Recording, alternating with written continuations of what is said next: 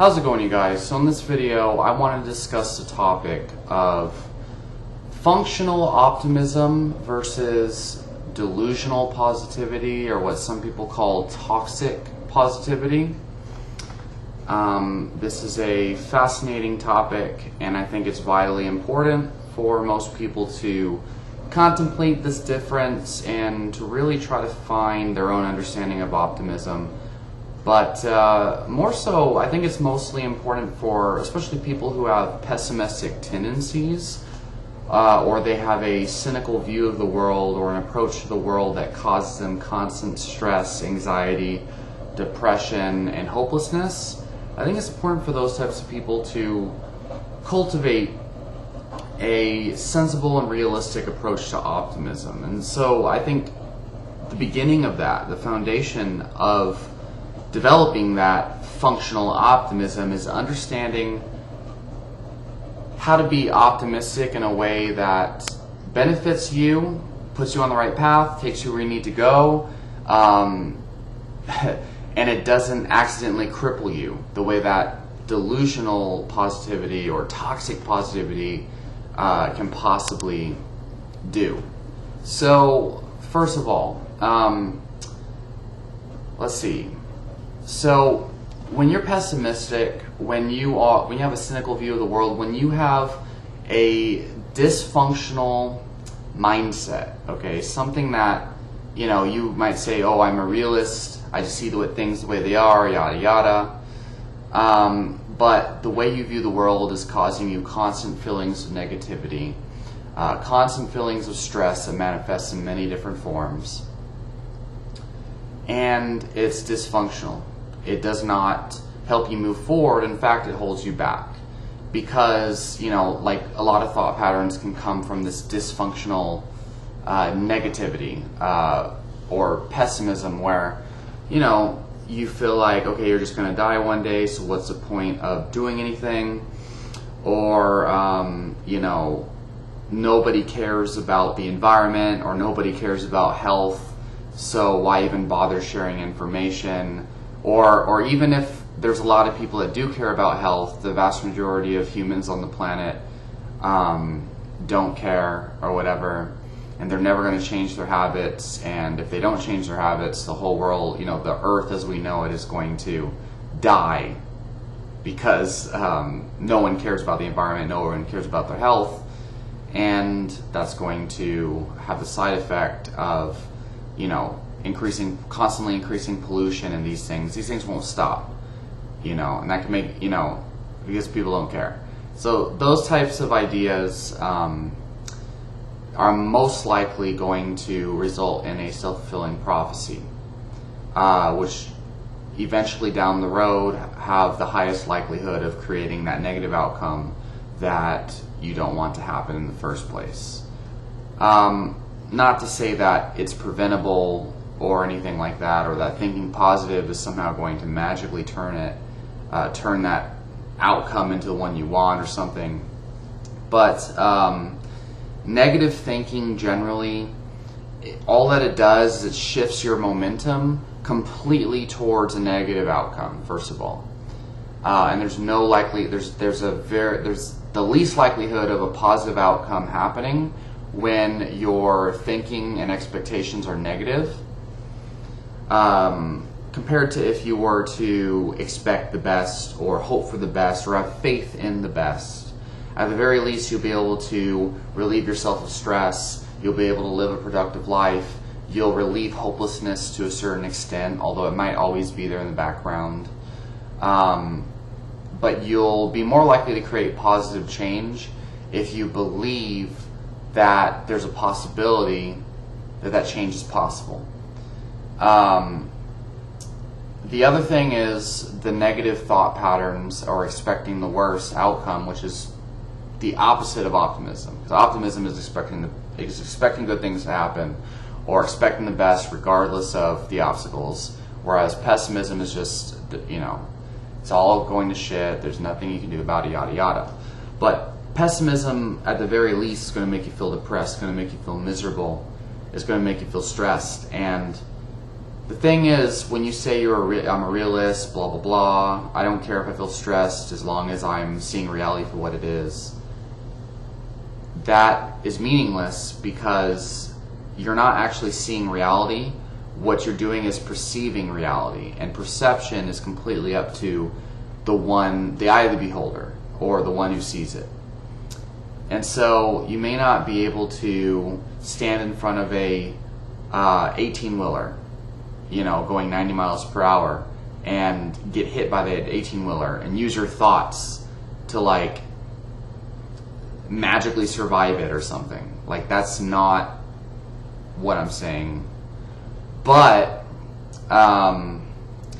if you have faith that driving safely will likely help you prevent being in accidents and getting tickets, and you have faith that if you obey the speed limit and you drive carefully and you drive smart, chances are that you're going to avoid getting hit by an 18-wheeler in your car. Whereas if you are an optimist and you're like, oh, everything's going to shit, these drivers suck, I hate crazy drivers, and you start to buy into the negativity, it's much more likely that you're going to get in a car accident.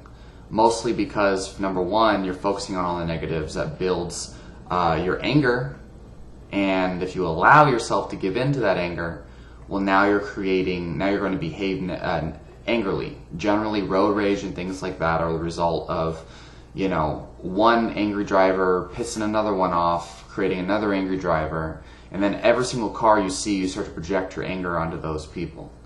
And that's a fact of psychology. It's projection, and it's very common in all facets of life. And so, you start to speed more, you start to drive more aggressively, purely because you allowed one angry driver or one crazy driver to make you angry, and now you assume all drivers now are just existing to piss you off. And so that would be dysfunctional. That's pessimism. That's at least the extreme end of pessimism. It's one example, and it can create a self-fulfilling prophecy of more negative things happening. Now, generally, the optimistic person will be in the same situation. Someone might cut them off or whatever, and it's not. You don't even have to be optimistic. Just more so thinking reasonably and rationally. Let's put it that way. Well, why would someone cut me off? Well, they probably are having a bad day. Maybe they are in a rush to get to work on time. Maybe they're late. Maybe they have a job interview, right? I know a lot of, seemingly pessimistic people who will say, oh, well, that's their problem. That's their problem. They shouldn't be cutting me off, blah, blah, blah. And it's like they're missing the point. The point is, you can fucking suffer from your negative thoughts, or you can make it more likely that you won't get into further incidences like that, and you can relieve yourself of the stress if you make it a habit to let go. Don't take it personally. Let go of the emotions, let go of the anger. And really, it doesn't make any sense to oh yeah, they should blah, blah, blah, they should do this, they should do that. You can't control what other people do. But what you can control is how you perceive things, how you perceive other people. And it's not reasonable to say, oh, I don't care what they did, blah, blah, blah, or what's going on with them, they should drive properly. That type of mindset is going to constantly make you suffer in life. If you, I don't care to empathize with people, I don't care to understand where people are coming from, they should, protect my emotions because my emotions are fragile. That is essentially what they're saying, and it makes no sense to live life that way. Unfortunately, emotionally fragile human beings won't be able to resonate with this because they're so caught up in that emotional whirlwind that the emotional whirlwind will be triggered every single time they hear something like this, or the situation presents themselves. And I've recognized, especially in myself, but especially and everyone, that you can definitely become addicted to these types of stubborn belief patterns of thoughts, these thought patterns, or these negative thought patterns that kind of like trigger the pain body, is what Eckhart Tolle says. But it's like this emotional trauma in you. Every single time you get a chance to like blurt out, like vomit out your emotions or your rants or whatever it is, you take that opportunity because you're addicted to that feeling. It's so familiar to you. It lights up pathways in your brain that are stimulating, and it's probably the most entertainment most people get in their entire day, because a lot of people, they generally live very boring autopilot lives, unfortunately. Not everyone, but a lot of people. Anyway, so that is just kind of like a small introduction, example, metaphor, to kind of like, I guess, help people understand at the very most, like, first of all, why it is important to cultivate, at least to remove the negativity, to remove the pessimism from your life, from your mindset. And it isn't even scratching the surface towards functional optimism versus toxic positivity. But in order for people to even start to care about optimism and how to be functionally optimistic, most people have to understand why it's important not to be pessimistic. And it's simply because regardless of how realistic your, quote unquote negative judgments of things are, or quote unquote negative thoughts, because nothing is good or bad. Thinking makes it so. That's objectively speaking. And the greater reality of things, thoughts, good or bad, is just our own judgments, our own projections. It's completely subjective, and it is our choice to judge something on whether it's good or bad. Unless we're talking about getting injured or something crazy. But anyway,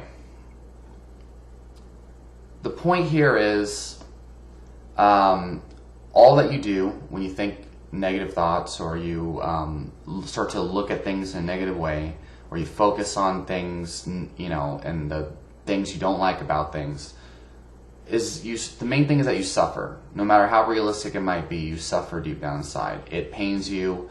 It triggers feelings of anger, sadness, depression, hopelessness. And the more that you allow yourself to dwell in those feelings, the more they will grow.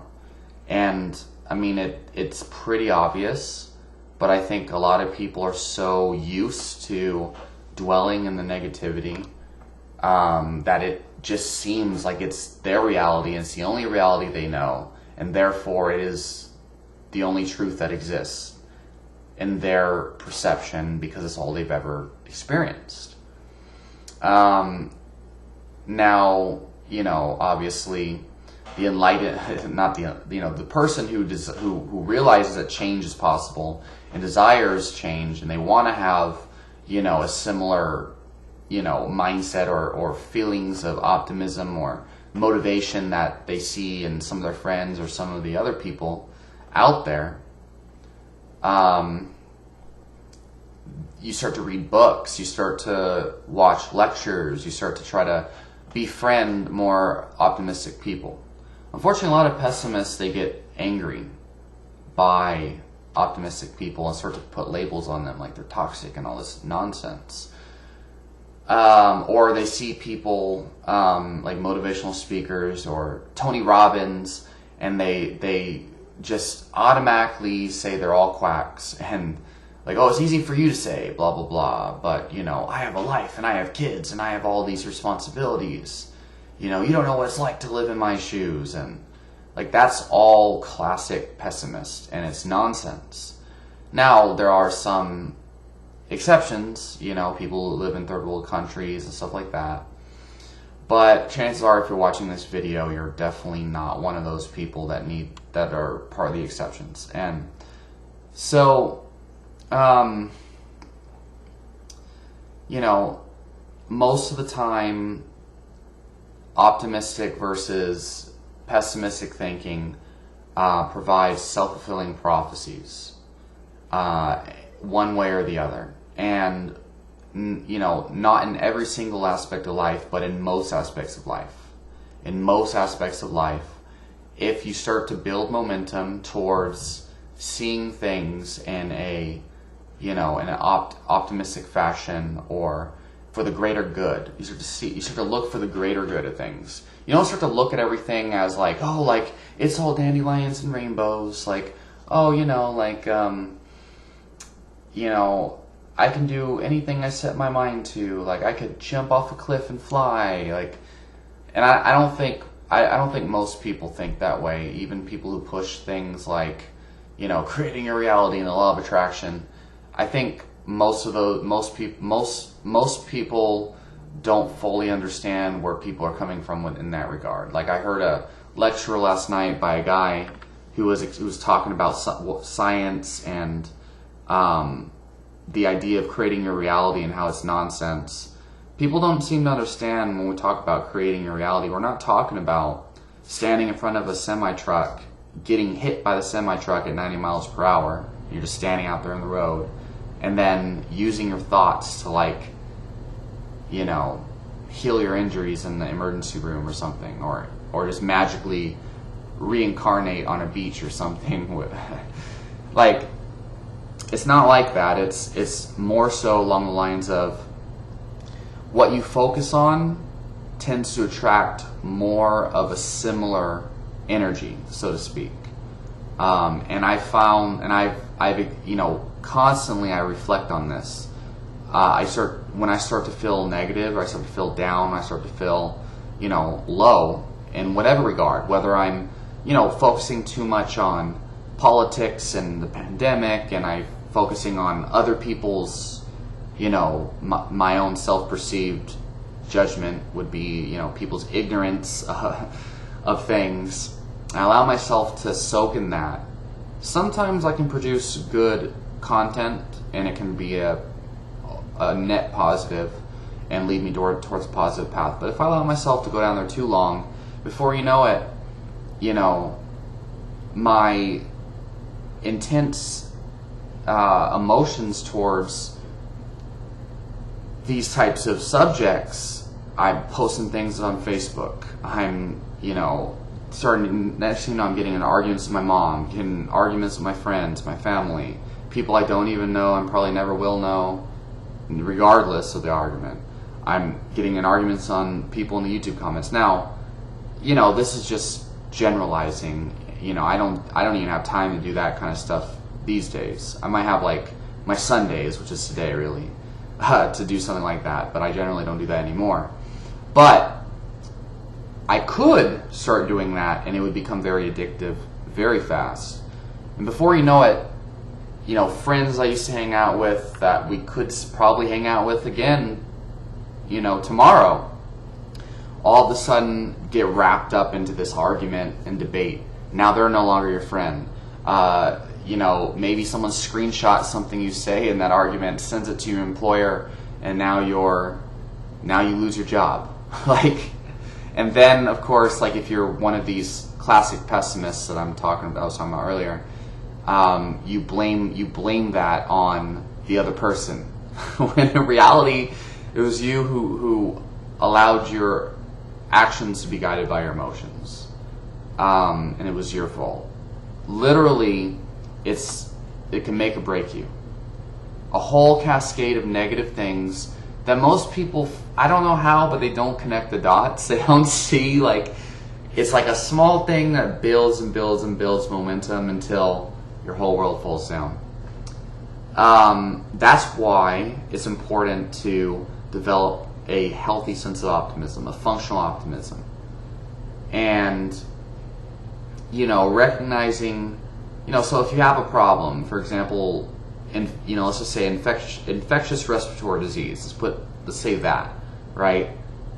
There's a media who's telling you, even if you wear a mask, you better wear a mask or you're going to die. You better stay home or you're going to die. Or everyone else is going to die if you don't wear a mask and stay home. Or, why shouldn't your, you, everywhere you go, you see billboards that say, how to stay healthy, wash your hands with hand sanitizer, wear a mask, and stay as far as you can from other people. But it doesn't say anything about nutrition, diabetes, or metabolic health. Even in the medical center where you work. It's just crazy, right?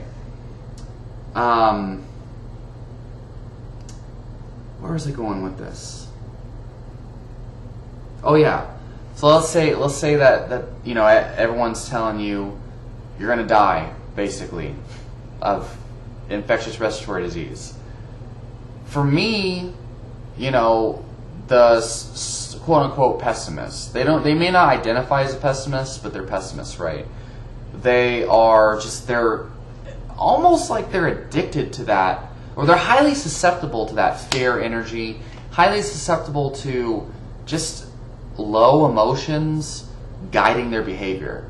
They can't exist in society anymore without wearing a mask and staying as far as they can from people, or else they have just a mental breakdown. So the functional optimist, and I don't even know if, I would say this is actually just being intelligent, maybe, I don't know, would look at all of the studies that they can surrounding, well, what factors are involved in the people that are actually being severely affected by this, and how significant is that data.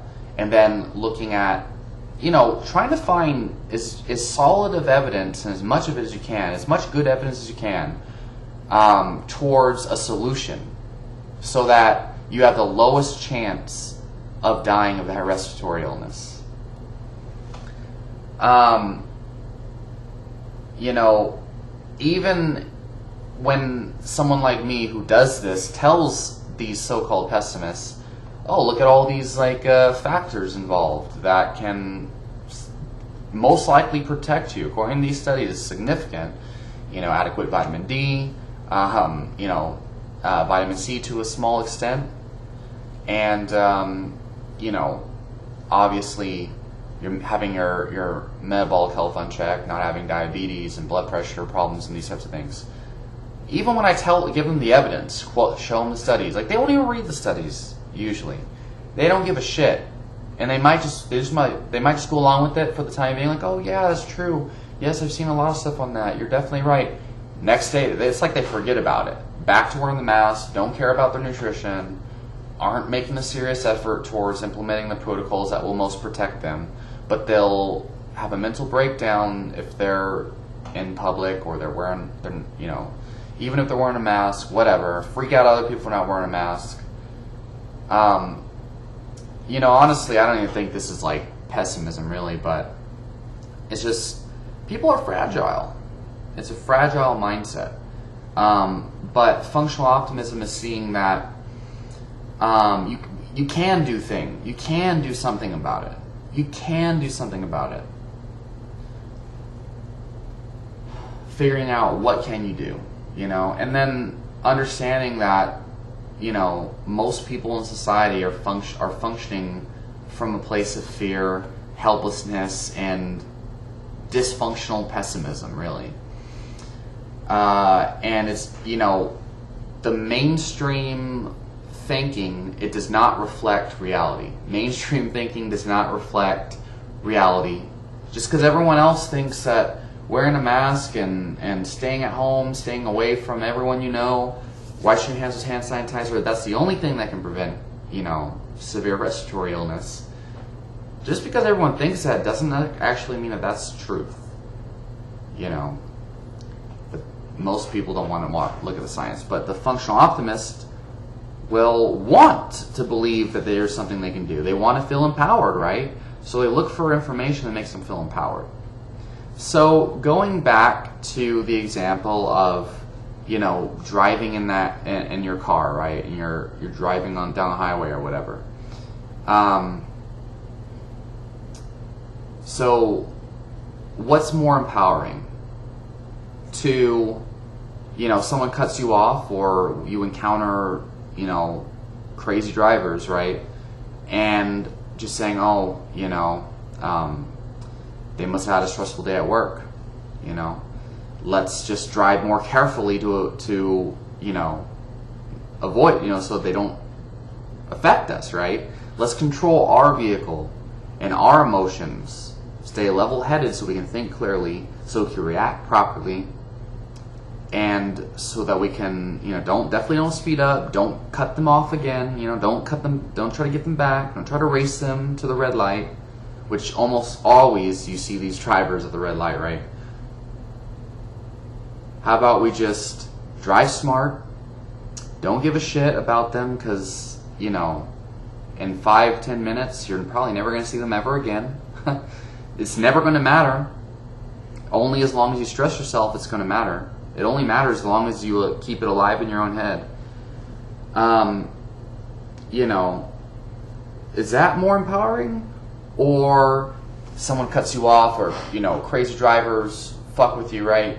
And now all of a sudden, you're angry, you're freaking out, you're like, oh, like these fucking people, they're inconsiderate, blah, blah, blah, they just want, they're just, they don't care about anyone but themselves, and thinking all this stuff that really doesn't even matter much, like, in a sense, like, it's not going to serve you in any way, it's not going to benefit you in any way, it's only going to infuriate you. Like, you could respond appropriately without being angry and thinking that intensely about it, but you're more likely to, you're thinking angry thoughts, you're feeling angry feelings, you're more likely to perform angry behaviors, right? Cutting people off, now speeding up more, your blood pressure rises, cortisol increases, you're brain foggy now because your adrenaline's high, you can't see straight. Maybe you're in your head, you're going off on all the negative thoughts about the situation, so you're distracted. You're more likely to get in an accident, more likely to speed and get a ticket. And a lot of people, their emotions fuel them so much that they cut other people off, and now they become one of these drivers. They don't realize it, or they don't acknowledge it, but they start to become one of these drivers now because they start to project the one or two or dozen crazy drivers that they encounter during the day. Now everyone's a crazy driver in their head. And so now you become enraged and you start to do all these crazy things. Which one is more empowering? And which one is more likely to create, a benefit in your life? And, there's people out there that they just, wholeheartedly believe that, maybe it'll create a negative outcome, but I don't care, it's the law, it's our rights, it's this, it's that. Is it going to matter when you go to bed tonight? Will you be able to sleep with all that stress weighing you down? And so, it's important to understand, I'm not telling people to be delusional and ignore it. If you have money problems, you can't just be like, oh no, money problems, they don't exist. It's all good. If I have, I'll be fine no matter what. I can spend all this money even if I'm in debt. No, that's not what I'm saying. Am I saying, cry and complain any opportunity you get the chance about how it's hard to get a job and unemployment's high and the economy sucks and blah blah blah? No, I'm definitely not. I'm advising against that because that's not going to benefit you or the world around you. It's not doing anyone any favors. What am I saying? Well, I'm saying, okay, so maybe the economy sucks and maybe maybe it's hard to get jobs and this and that. Unemployment's rising or whatever. Maybe you lost your job, right? But you're going to do whatever you can to make sure that you're going to do your best to do the best you can to get the best job you can and to rise out the other side the best you can. Okay, that's what I'm saying, because that's what's going to produce the best results. So I'm probably going to make a whole nother video where I just literally summarize what I just said there. And I guess I'll just post this up just because I'm sure a lot of people will get value from it. Post your questions, comments down below, and I'll talk to y'all next time.